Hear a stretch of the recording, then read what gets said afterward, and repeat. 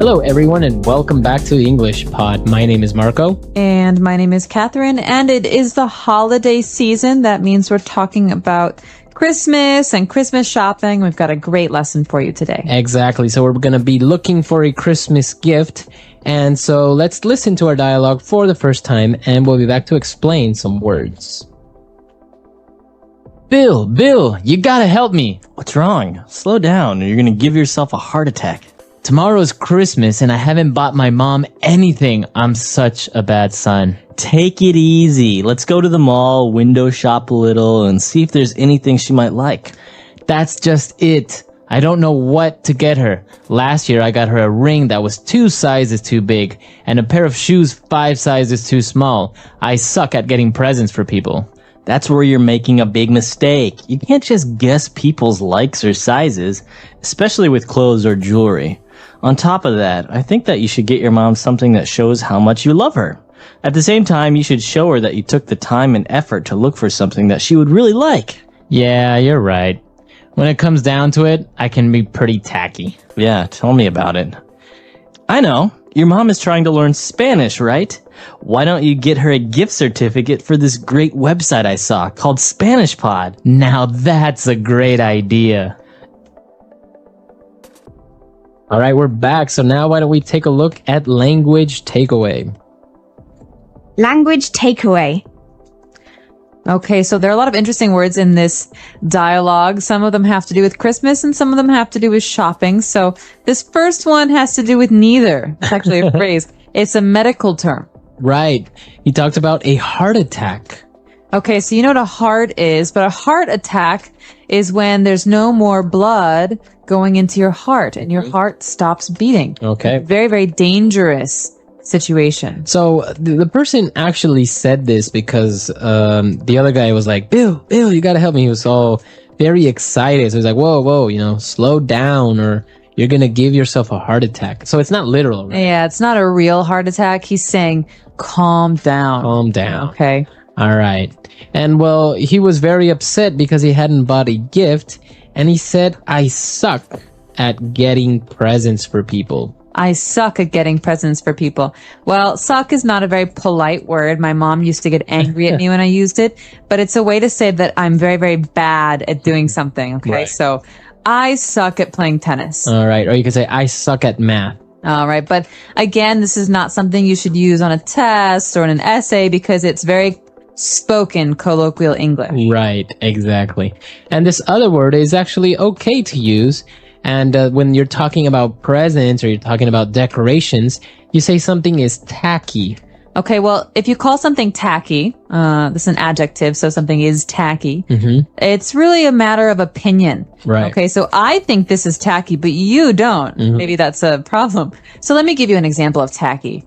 I think that clothing with lots of bows and glitter and shiny things are very tacky. Okay, so it's something that you don't really like or you think that is a little bit strange. That's right. So as you say, it's an opinion because you think that clothes with bows and teddy bears on it is tacky. Well, somebody else can think, no, it's cute. It's nice. Exactly. You can also describe things that people do as being tacky. So for example, he gave me a present, but he left the price on it. Oh, That's so tacky.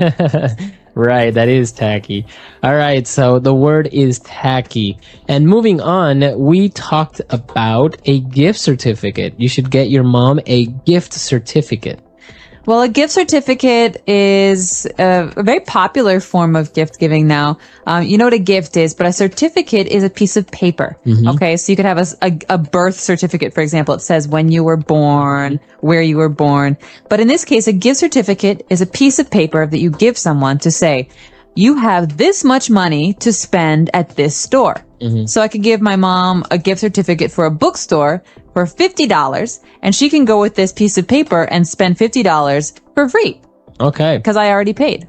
Yeah, so it's kind of a very popular thing to do because sometimes, as in the dialogue, you don't know the person's size or you don't know if they like this color. So you're just like, look, here's, a gift certificate for $100. Go to the store that I know you really like and get yourself whatever you want, something nice. Exactly. But it's less tacky than giving that person cash, right? Right. Cash is considered a tacky gift. Yeah. I'm not really sure why. It just is. It's a social custom, but very popular right now are these gift certificates or even gift cards. They look like credit cards. Very good. All right. So why don't we listen to our dialogue again, and we'll return shortly to take a look at Fluency Builder. Bill, you gotta help me. What's wrong? Slow down or you're gonna give yourself a heart attack. Tomorrow's Christmas and I haven't bought my mom anything. I'm such a bad son. Take it easy. Let's go to the mall, window shop a little, and see if there's anything she might like. That's just it. I don't know what to get her. Last year I got her a ring that was 2 sizes too big and a pair of shoes 5 sizes too small. I suck at getting presents for people. That's where you're making a big mistake. You can't just guess people's likes or sizes, especially with clothes or jewelry. On top of that, I think that you should get your mom something that shows how much you love her. At the same time, you should show her that you took the time and effort to look for something that she would really like. Yeah, you're right. When it comes down to it, I can be pretty tacky. Yeah, tell me about it. I know. Your mom is trying to learn Spanish, right? Why don't you get her a gift certificate for this great website I saw called Spanish Pod? Now that's a great idea. All right, we're back. So now why don't we take a look at 4 key phrases on Fluency Builder. Fluency Builder. Okay, I like this first phrase. Sometimes I have to use it about other people. Sometimes people use it on me.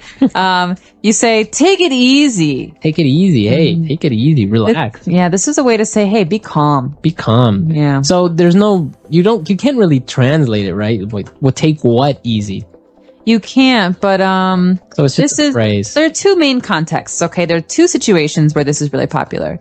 One is this. Oh my God, Marco. Oh my God, I'm freaking out. I really need your help on this, and I really need you to just be involved. Take it easy. All right. Relax. Take it easy. Okay. All right. So that's someone who's upset and you're telling them to calm down. The second situation is when you're saying goodbye to someone. This is a very kind of, again, spoken language, very comfortable way of saying, hey, see you later. Right. So it's like, all right, bye. Take it easy. Yeah. Take it easy. Have a good one. Yeah. Have a good one is another good. Take it easy. That means, take life easy. Don't rush. Don't rush. Yeah. Enjoy your life. So if you try this with your English speaking friends, you're saying goodbye. You say, hey, take it easy. Yeah. Bye. Take it easy.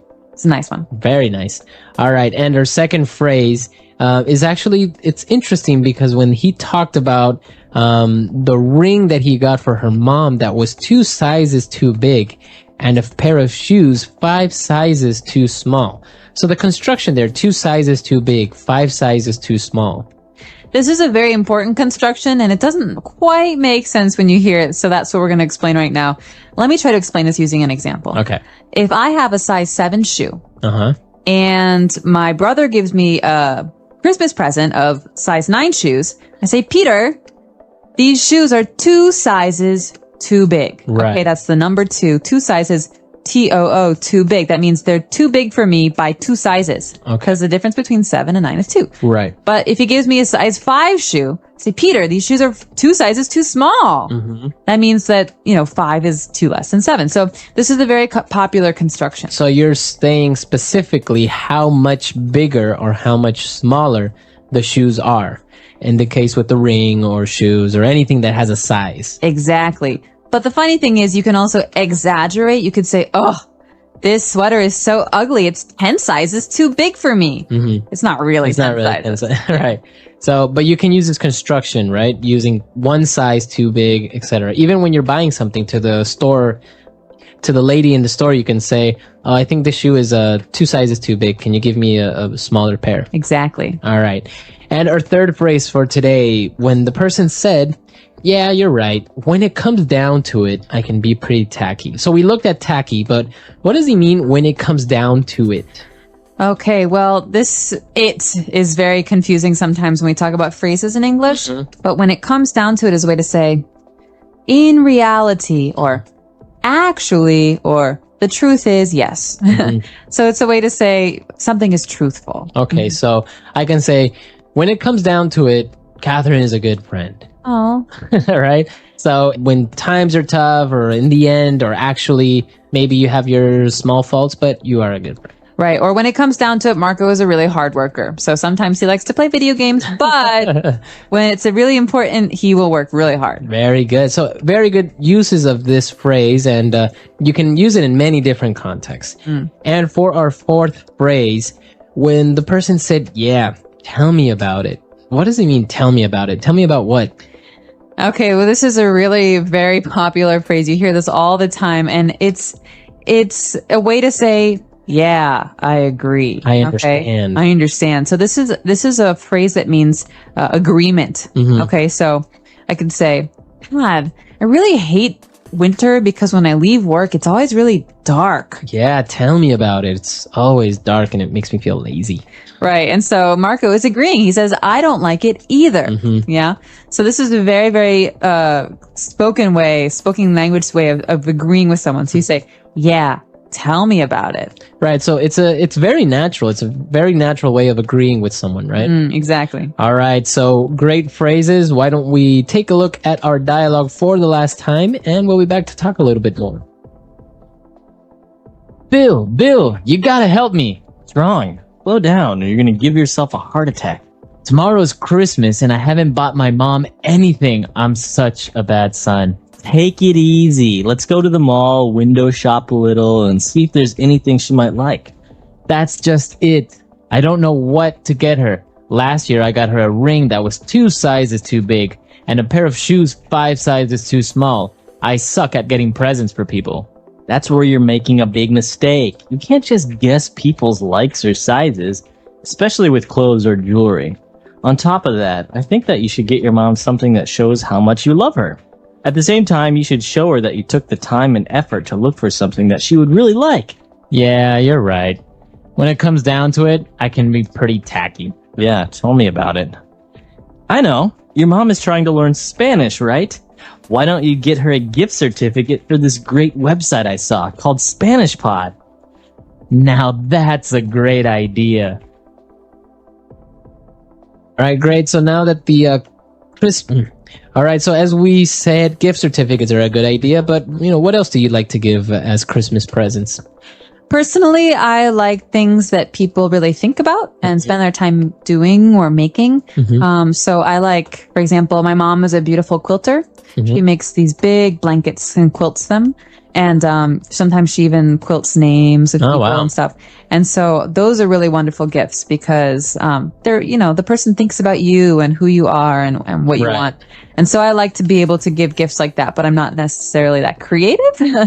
So, I think it's nice to give gifts like tickets to a music show or things like that, where the person will go and have a good time and enjoy themselves. Yeah, I think that's really important because sometimes people just give gifts because you have to, but Stuff. like stuff, and you're like, oh great, a tie. It's like kind of impersonal. At the same time, if your dad or your boyfriend or somebody loves ties and has 50 of them, and you get them another one that's really interesting or unique, then great, but it is good to take the time to get somebody something they really like or they would really use or enjoy.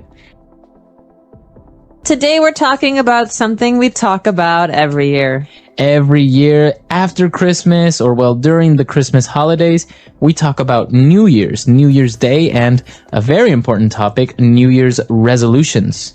All right, so we're not going to preview anything today. It's all in the dialogue. But when we come back, we'll be talking more about what you hear and some of the great phrases you can use at the new year. Did you read this? It says that the number one New Year resolution people make is to spend more time with friends and family. Why would that be funny? Well, think about it. We are a society that is always on the go. Not because we have to, but because we want to. Why? We work hard and spend less time at home because we are trying to provide for our family with goods and services that are usually unnecessary. I don't agree, but anyways, I think you should start thinking of a New Year's resolution yourself. What's the point? We always make New Year's resolutions, and by February, we will have forgotten about them. It's pointless. Well, maybe then you should resolve to sticking to your goals and objectives. What about you? Your gym bag is gathering dust, and you still have brand new running shoes that are yet to be jogged in. Well, I would go if you kept your promise of going to the gym with me every day. Yeah, whatever. All right, great. We're back. So this is very typical, a New Year's resolution that you make, but then people don't really stick to it, etc. They don't? Usually they don't. All right, but you're probably wondering what is a New Year's resolution. So why don't we take a look at this word and many more on Language Takeaway. Language takeaway. Okay, so New Year's resolution, let's break this phrase down. The first phrase is New Year's. So the New Year is January 1st in the West, and it is celebrated on the 31st of December at night when the clock changes to the New Year. And a New Year's resolution, remember that S there, is something that you want to do or to change in the new year. It's a fresh start. Okay, so you pretty much, the verb that you use there is to resolve to do something. So my New Year's resolution is to, go to the gym every day. It's like a promise to yourself. Right. So, and this is very common, right, among Americans. They try and, because it's a new year, it's a fresh start, so they want to start doing something great. Exactly. We can talk about this at the end, but a lot of companies try to use this to sell Americans stupid things. So right. We'll get there in a minute. But the two people in this dialogue are talking about the idea of spending more time with friends and family. And the other person says, well, sometimes it's hard to do that because you have to provide your family with goods and services. All right. This phrase goods and services is very common, especially in economics and sociology. So what does this mean? And they go together, right? So goods are tangible items, things that you buy, like food or, clothes, a TV, etc. Stuff. And services, of course, are other things like, for example, going to the doctor or the dentist or any other service you get. So service usually includes another person doing something for you. But you might not actually get something physical like a TV if you pay for it. Right. So goods and services, it's included in this phrase, always goods and services. Very good. And well, moving on, as we mentioned with the New Year's resolution, we had that verb there, to resolve. So what does it mean if I want to resolve? Okay, well, to resolve, as we said, is to decide or to promise yourself to do something. So it's a decision that you don't want to change your mind about. For example, this year, I've resolved to quit smoking. That means I've made a decision for myself and I'm going to do it. Okay, very good. It's very strong. And not to be confused with like to solve, right? It has no real relation there, right? No, resolve to do something is to have a strong passion or interest in doing something for yourself or changing an action. Very good. And well, our last word for language takeaway is brand new. A brand new. Something that's brand new. Brand new. So buy a brand new car. Come down to Captain's Car Lot. So brand new is something we hear a lot in marketing. It's also something that these words just go together very often. And something is new. Okay, you just bought it or it just came out. But something that's brand new is really fresh, really new. So brand new, a brand new car, a brand new watch, etc. A brand new movie. A brand new movie or brand new cereal. Have you ever tried it? Very good. So, great phrases there. Very good. So great words there. Why don't we listen to the dialogue again? And we'll be back with 3 phrases. Did you read this?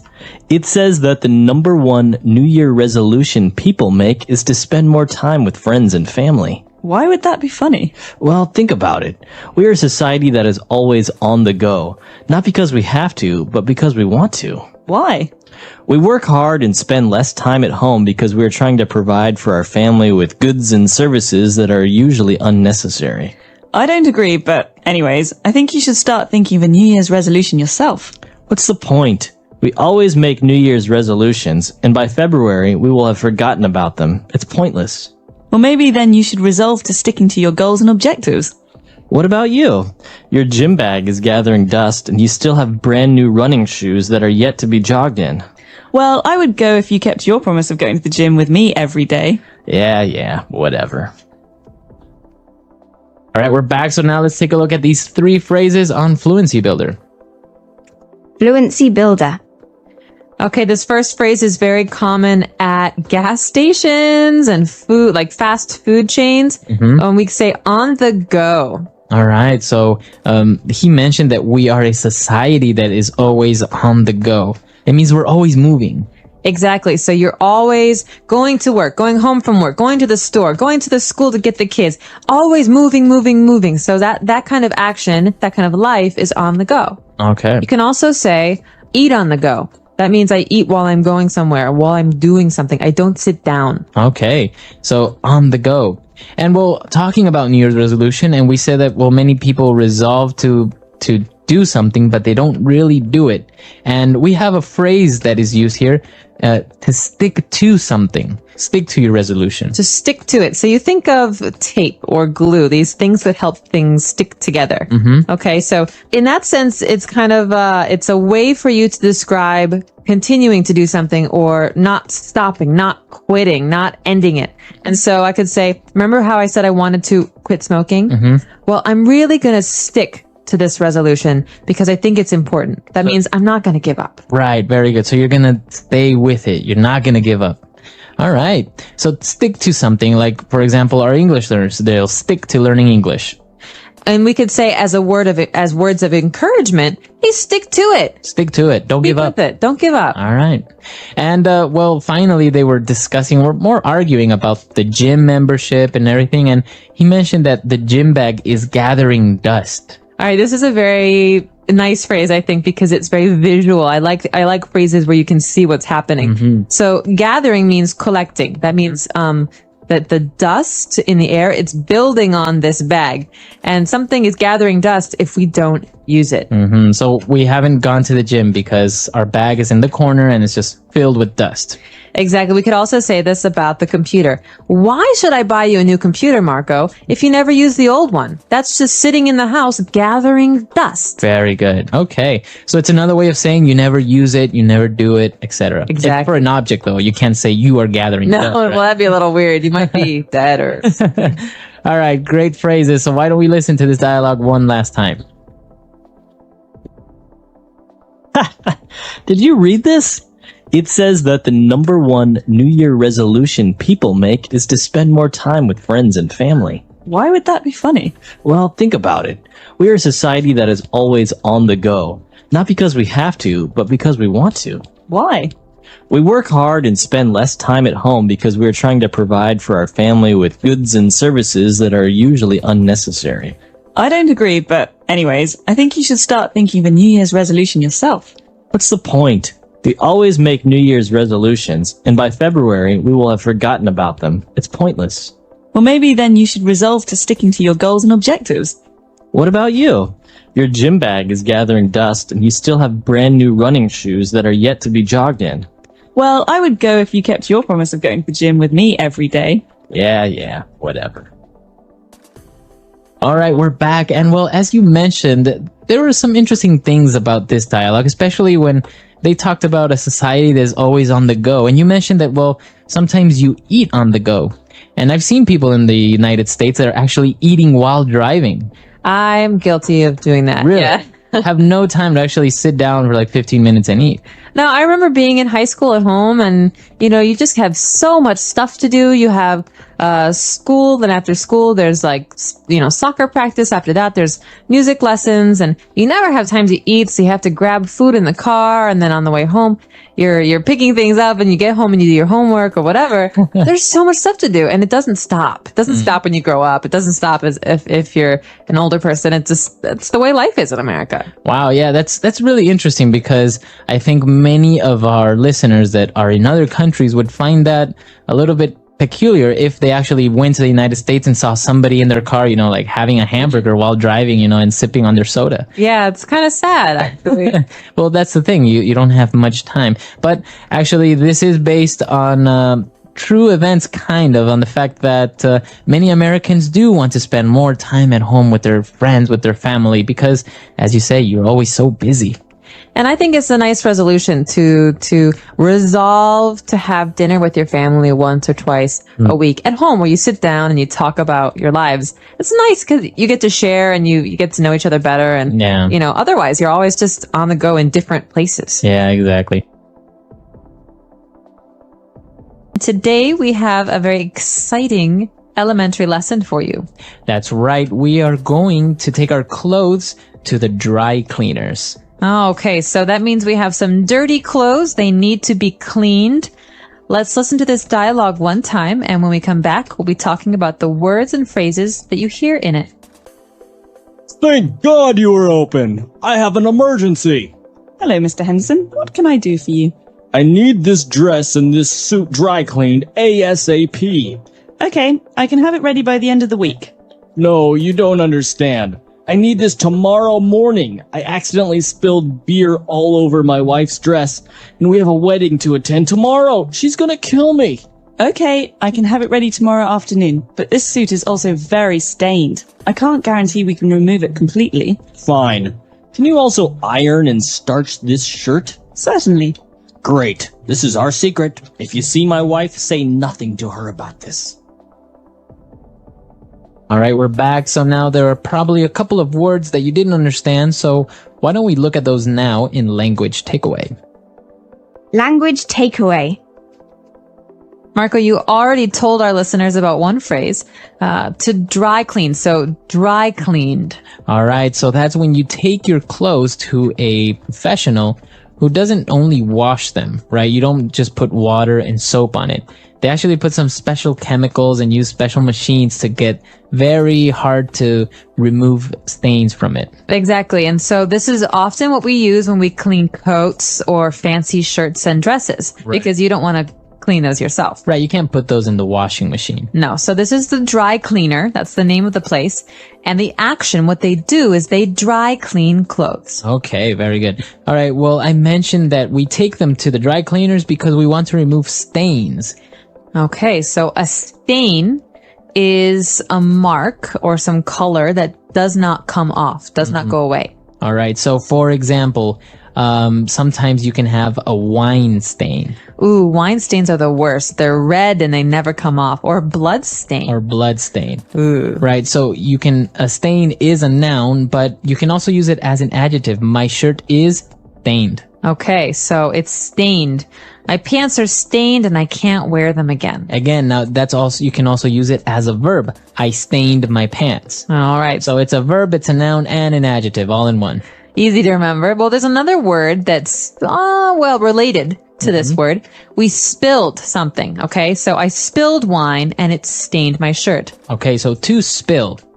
And that means that you took some liquid and you put it onto your clothes. Or you dropped it and it made a mess. Okay. Right. So I spilled some milk. Okay. Spilled. Now it's pronounced differently from spell, right? That's right. It has spill. an I, spilled.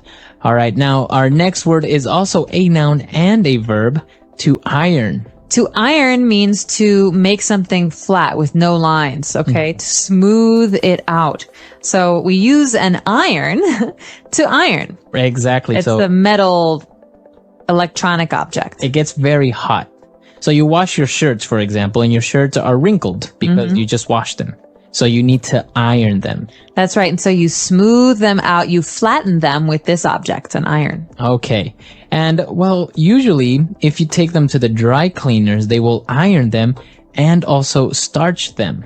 Okay, so to starch something means to use some powder or chemical to make something stiff or hard.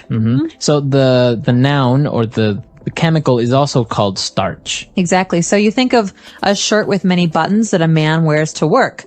He has a collar around his neck, and that needs to be high and tall. It can't be flat and wrinkled. And so a dry cleaner will use starch to make sure that this stands up. Okay, very good. So those are 5 key words for the dialogue today. Let's listen to the dialogue again, and we'll be back with Fluency Builder. Thank God you were open. I have an emergency. Hello, Mr. Henderson. What can I do for you? I need this dress and this suit dry cleaned ASAP. Okay, I can have it ready by the end of the week. No, you don't understand. I need this tomorrow morning. I accidentally spilled beer all over my wife's dress, and we have a wedding to attend tomorrow. She's gonna kill me. Okay, I can have it ready tomorrow afternoon, but this suit is also very stained. I can't guarantee we can remove it completely. Fine. Can you also iron and starch this shirt? Certainly. Great. This is our secret. If you see my wife, say nothing to her about this. All right, we're back now. So let's take a look at Fluency Builder. Thank God. Thank God.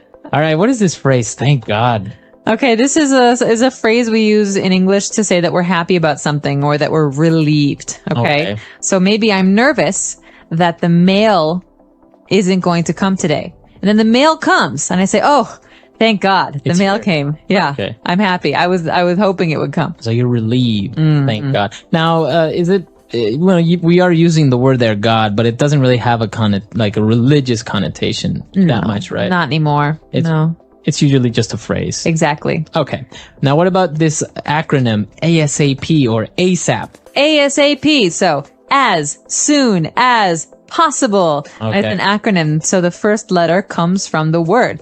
It means as soon as possible, very quickly, right away. You always hear that in an office setting as well. I need those papers ASAP. I need those reports ASAP.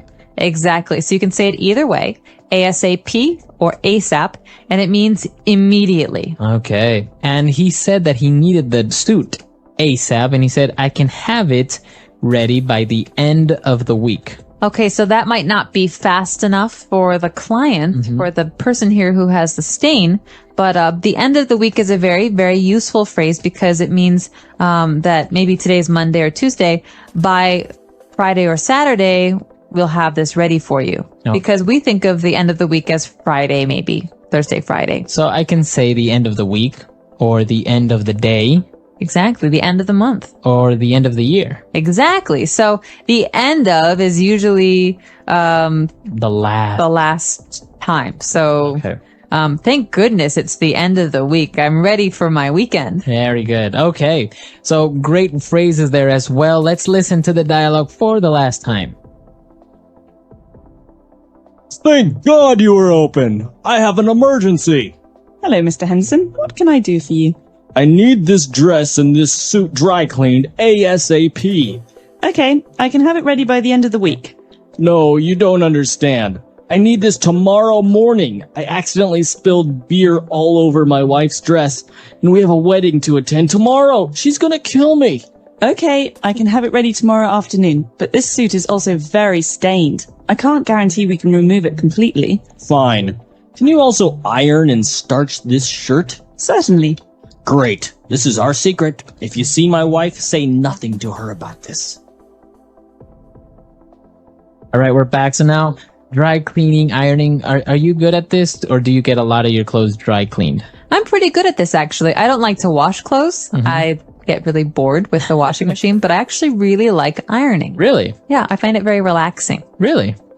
I usually find it very frustrating Really? Why is that? because I can't really iron well because I start on one side and I'm getting all the lines out, and then the other side gets wrinkled, or lines appear where I don't want them to appear. It's very frustrating for me. It is frustrating. It takes some practice. My suggestion is to use the spritzer. In the iron, there's some water that can come out like that. Well, if you spray the water, it makes the lines go out for longer, right? Because if you iron over that, it's more permanent. I've also seen some sprays sometimes that you can spray your clothes with some special chemical that's not actually starch, but it helps remove the wrinkles quicker. Exactly. I don't use that. I use water generally, but they're all available. All right. So that's all the time we have for today. If you have any questions or comments, you can visit our comment section on englishpod.com, and we'll see you guys there. Bye, everyone. Bye.